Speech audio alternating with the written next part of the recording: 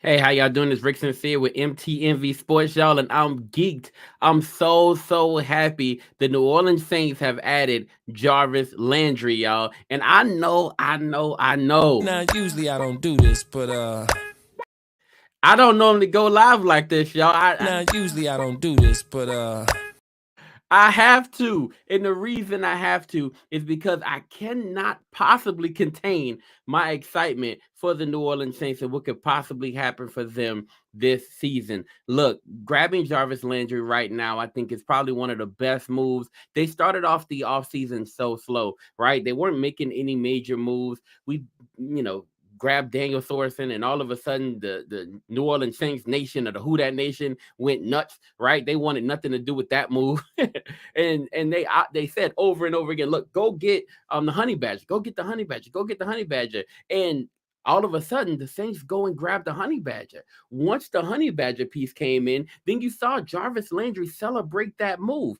After Jarvis Landry celebrated that move, it felt like it was just something that was going to happen. Earlier this week, we get the news that the Cleveland Browns are out of the race for Jarvis Landry, and I was like, yo, if they're out of the race, and there were only two teams in the race, the Saints and the Browns. Well, it seems like he's going to be a Saint. I just didn't expect it to happen today, and I wasn't ready for it. I wasn't ready for it. If y'all know the team and Venora, who's on our team, V put something in the chat. She said, "I told you." I went to the chat. I'm like, V, what are you talking about? What happened? And V said that y'all look at Twitter. So she sent me the tweet. I saw that Jarvis Landry landed with the Saints, and immediately I went nuts. I ain't gonna lie to you. I start dancing, man. I start singing. It's a whole thing. And I'm not the only who that person. Ask any Saints fan you know right now if they're happy, excited, elated, and they're gonna tell you they are. Now, look, let me dive into this because I want to talk to you about the Saints and how improved they are at the wide receiver position. Last season, this is who they went into the season with. Honestly, it was around week 2 of the preseason. The Saints were still in a quarterback battle, right, between Taysom Hill and Jameis Winston. And while they were in that quarterback battle at the time, right, they needed to have somebody emerge at the wide receiver position. It was clear that Michael Thomas wasn't going to be playing at least early on in the season, right? There was nobody to really throw to. And then in that game, it was against Jacksonville. The New Orleans Saints kind of came out, and Jameis Winston separated himself at that time from Taysom Hill, throwing the ball twice, I think 2 deep touchdowns to Marquez Callaway. And we thought, okay, Callaway will be our savior. Callaway will save this wide receiver corps. Callaway's going to be the guy. And I picked them up in all the mock drafts, and most people did, right? I mean, not mock drafts, but the fantasy drafts, most people picked them up too.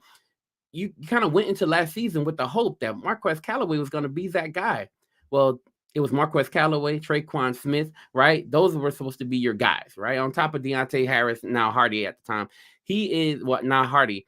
Those were going to be your guys. Well, man, this year looks a whole lot different than last year. This year, finally, right? We have a wide receiver corps that you can kind of look at and say, man, this is dangerous. Now, the question is, are they the best? Right? Are they the best? And we'll dive into that in a second. But let's just talk about how improved they are. Michael Thomas is coming back. That's a great situation, right? I just saw a video of him running today. He looks good, right? Michael Thomas is coming back. On top of that, you drafted Chris Olave, and now you add in the slot machine, right? Of the great PPR guy in Jarvis Landry. And when I look at that, I'm thinking overall, this is a great wide receiver core. So now, I want to say this: that there are some people who are saying, "Why are you so excited, man?" Jarvis Landry, he's coming off an injury. He didn't have a great season last year, and he's 29 years old.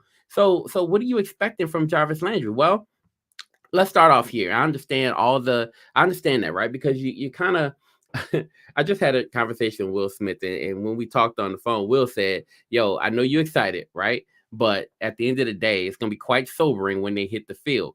And I understand, man. There's some people who are a little concerned, right? Can Jarvis Landry really produce at 29 years old, right? He's gonna be 30 at some point. He's gonna be able to produce. Well, let me kind of make my points here. The top tier wide receivers, some of the top tier wide receivers in the league right now are in that same age range, right? Between 28 and 29 years old. Tyreek Hill's 28, Stephon Diggs is 28, right? Devontae Adams is 29. Most people talk about Hopkins being the best wide receiver in the league. He's 29, right? Cooper Kupp's 28, Keenan Allen's 30. You have a lot of guys who are about the same age as Jarvis Landry. They are making big bucks now. They're killing the market, right? All these guys are killing the market now. Jarvis Landry, he couldn't quite kill the market yet, right? But Jarvis Landry, if he's 29 years old, he's gonna do well. Now let's look at his productivity. I look at his 40 time, and I don't want when I make this comparison, people are gonna say so much, right? It'll be so much. My only comparison here is that a guy who runs about 4.6, right? You saw it in his pro day. Okay, let's back up a little bit. At the combine, when he first ran, I think he had a pulled hamstring. He ran a 4.77. He had to come back to his pro day and run a 4.51, right? But most people remember that 4.7, and they're kind of thinking about that speed. Jarvis Landry isn't one of the fastest guys, but the best wide receiver of all time wasn't one of the fastest guys. And so the question is, can a guy who can't win, who doesn't win often with his speed alone, can that guy be productive after 29 and 29:30? Can it be productive? So I went to go look at the GOAT's numbers. I just wanted to check out the GOAT, Jerry Rice's numbers when he was 29, 30, 31. I just want to see what those numbers look like. And those numbers kind of made me feel a little bit better about Jarvis Landry at this time. Yes, Jarvis Landry is a four, probably at this point in his career, 4.6 guy, maybe even 4.7, right? But Jerry Rice, when he was running a 4.71, because that's what he ran at his, that's what he ran when he was coming in. At 29 years old, 80 catches, 1,206 yards, 14 touchdowns. That's at 29. At 30, 84 catches, 1,201 yards, and 10 touchdowns, right? At 31, 98 catches. It got better. 98 catches, 1,500 yards, and 15 touchdowns. All I'm saying is a guy who does not win with his speed can still do well in the NFL and be quite productive, right? Even in an advanced age. And so Jarvis Landry coming in, can he be a difference maker for the Saints? Absolutely, he can. He's a 5-time Pro Bowler. The system was kind of set up for him to do extremely well, especially if you have Chris Olave on one side and Michael Thomas on the other. So I believe he can compete. Now, some people are like, yo, you're going too far.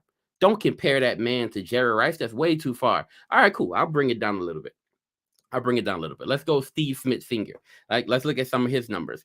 All right, Steve Smith Sr. And I say that because of the height, right? I don't say it just because of the speed comparison, because Steve Smith was faster. But at 29 years old, in advanced age, 78 catches, 1,421 yards, and 6 touchdowns. At 30, 65 catches, 982 yards, 7 touchdowns, right? What am I saying? If Jarvis Landry could come in and produce something like that, especially with all the weapons around him, then I think the Saints team is going to be all right. And they're going to be extremely happy with a hometown guy coming in and producing like that. Now, I want to say that I said in the title, right, that the Saints now, do they have the best wide receiver core in the NFL? There's going to be a lot of people who have a lot to say about that because there's so many great wide receiver cores out there, even in the division alone. Now, I'm not talking about Carolina because that's ridiculous. And I'm definitely not talking about Atlanta because even though I saw what they did today, right? Brian Edwards, I like him. A lot of people were having a lot of high hopes in him. I like him, right? He still, this doesn't compare, right? Drake London is a great pickup. I think them grabbing Drake London in the draft was awesome. This does not compare to that. So I'm not putting the Falcons in this conversation. However, I do look at the Bucks, and you have to look at Mike Evans, Chris Godwin. They even bring in a Russell Gage, right? And they had Antonio Brown at first, but bringing in Russell Gage. If you saw Russell Gage at the end of last season, if he was on your fantasy team, you were very, very happy with his productivity, right? Now you bring him into a situation where he doesn't have to be the guy, but he can still excel with a great quarterback. You're looking at the Bucks. I like them a lot. I still think that the Saints can rival that based on what they have now. And I'm gonna tell you why in a minute. I know you're like, nah, come on, man. Getting Landry doesn't put you on the level of Mike Evans and Chris Godwin and Russell Gage. Give me a second because I have some stuff that I want to tell you. I look at the Broncos, right? Jerry Jeudy, KJ Hamler, Cortland Sutton. If you know me at all, you know I've been super excited about this wide receiver course for quite some time. You add in Russell Wilson to that, I think they're going to be incredible, right? The Bengals, Jamar Chase, T. Higgins, right? They go pretty deep too. The Chargers I like as well. Mike Williams, Keenan Allen. The one that I think is probably super dynamic that people are waiting to see really probably be one of the favorites on Madden next year is Jalen Waddle, Waddle and Tyreek Hill, right? Those two speedsters on that team, that's ridiculous. Now, I talked to Will, right? I was talking to Will Smith, and Will said, hey, don't forget the Chiefs. He brought up Juju Smith-Schuster, MVS, and McCole Hardman, right? Uh, I kind of like it, but I eh. All right. But when I look at this team, when I say I'm looking at the Saints, right? You bring in Michael Thomas, you bring back a Michael Thomas, and look, I understand that Michael Thomas hasn't played a significant down for like almost 2 years now, right? Cool. But up before that point, before him not playing significant downs, this dude never went under 1,100 yards. Never, right? Never went under 1,100 yards. I don't think he ever went under 98 catches. This dude is ridiculously productive. And yes, I know you're going to say, yo, that was with Drew, right? That was with Drew Brees, and they had a great chemistry. You think you think Jameis Winston ain't going to work to get that type of chemistry? You think that's not going to happen? Anyway, let me just say this. And Michael Thomas was actually productive outside of Drew Brees. Every time Drew went down, Michael Thomas immediately had a great chemistry with Taysom Hill. He had great chemistry with Teddy. So he's always been, well, not great chemistry with Teddy, but he was okay with Teddy. But what I'm saying is that Michael Thomas can produce regardless to your quarterback. Now you get a hardworking quarterback like Jameis Winston, man, it's going to be okay with Michael Thomas. I'm not concerned about him. Now, Michael Thomas, Chris Olave, right? Jarvis Landry. The person who I'm super excited about that people won't talk to you about is Deontay Hardy, right? Deontay Harris, formerly, but now Hardy. This guy is okay. When you go back and you look at the Saints versus the Packers, you look at that game and you see big time highlights. The guy who's catching those deep balls, that's Deontay Harris. That dude, I'm super excited about because now you can't target him and he's going to roam free basically. You have to pay attention to Michael Thomas on the outside. You have to pay attention to Chris Olave. You got to pay attention to Jarvis Landry in the slot. There's going to be one guy going deep most of the time. That guy, the speed guy who's going to really break out this season is Deontay Hardy. I have a lot of hope for Deontay Hardy. I think he's going to be incredible. Now, if you rewind this a little bit, I talked to you earlier about Marquez Callaway. I said Marquez Callaway was going to be the hope. He was the hope of the Saints going into last season because he was the only wide receiver kind of, we had faith in. Now that guy, right, doesn't have to be the guy. He could be a guy. And if Marquez Callaway can be a guy, he's going to be a special guy.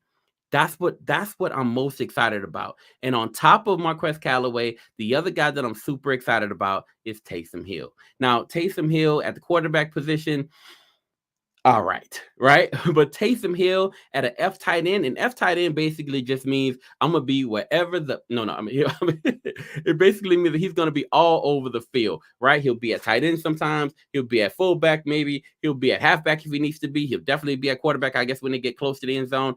Taysom Hill in that flex role, Taysom Hill is going to be phenomenal. So you look at this whole entire wide receiver corps, you look at all the weapons, and now the weapons are phenomenal.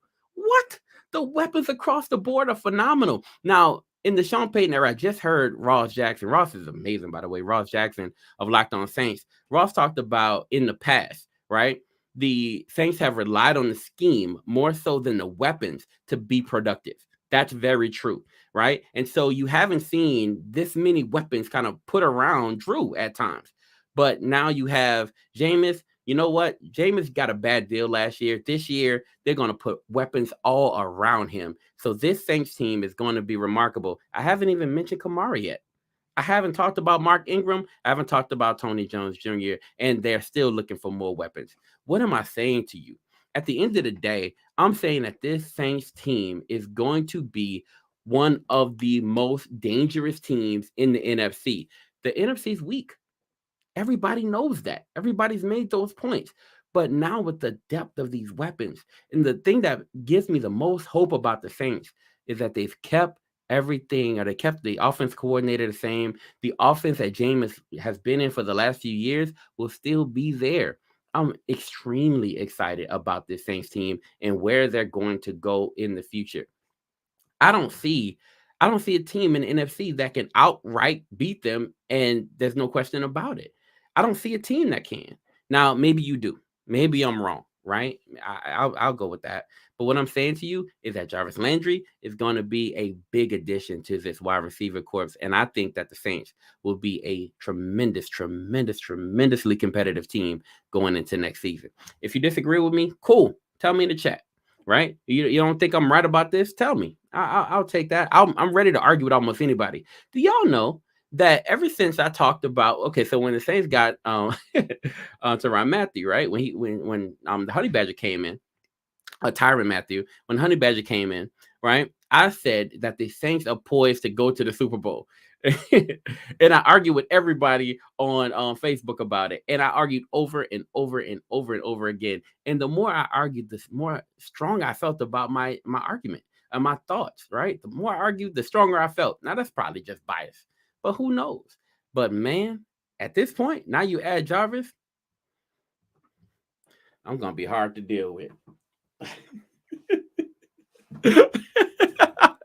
I'm so happy. But anyway, y'all. So look, I'm grateful to be here. I'm thankful, and I'm excited about what's going on for next season. Look, I can't wait for what's coming up next. So when you see me next time, you'll see me on Wednesday. I'll be back with the crew, right? MTNV Sports. We're here every Wednesday night. I can't wait to dive in. I'm pretty sure. Listen, there's like 6 people there. I'm pretty sure nobody agrees with me. I'm pretty sure that everybody else on the team will give me a lot of stuff for what I'm saying to you right now. I'm pretty sure about that. Not everybody's on, not everybody agrees with me.